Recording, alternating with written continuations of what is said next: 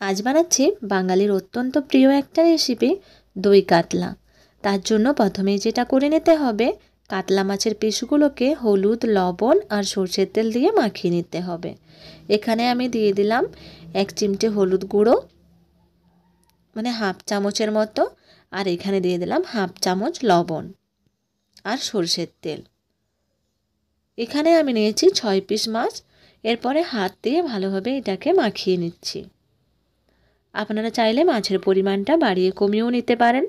এরপরে দিয়ে দিচ্ছি সরষের তেলে মাছগুলোকে উল্টে পাল্টে ভালোভাবে লালচে করে ভেজে নিতে হবে। মাছগুলোকে আমি হাতার সাহায্যে উল্টে পাল্টে ভালোভাবে ভেজে নিচ্ছি। এরপরে ওই সরষের তেলে দিয়ে দিচ্ছি গোটা গরম মশলা। এখানে দিলাম শুকনো লঙ্কা, তেজপাতা, এলাচ, লং। এরপরে এগুলোকে একটু ভেজে এর মধ্যে দিয়ে দিচ্ছি পেঁয়াজ বাটা। পেঁয়াজ বাটাটাকে একটু আমি ভেজে নিচ্ছি। এরপরে আমি এর মধ্যে দিয়ে দিচ্ছি আদা রসুন বাটা,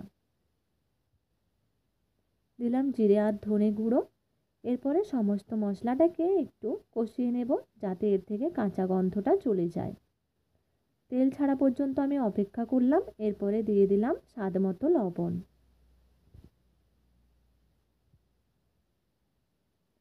এরপরে আমি দিচ্ছি পোস্ত আর কাজুর একটা পেস্ট।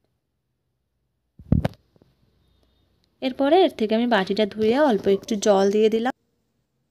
এরপরে এর মধ্যে আমি দিয়ে দিলাম ফেটানো দইটা দিয়ে অনবরত নাড়তে হবে, না হলে দইটা কিন্তু ফেটে যাওয়ার ভয় থাকে। এরপরে দিয়ে দিলাম পর্যাপ্ত পরিমাণে জল।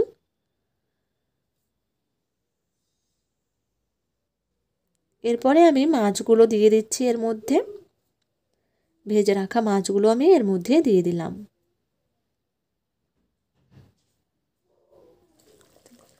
এরপরে দিয়ে দিচ্ছি চিড়ে রাখা কাঁচা লঙ্কা।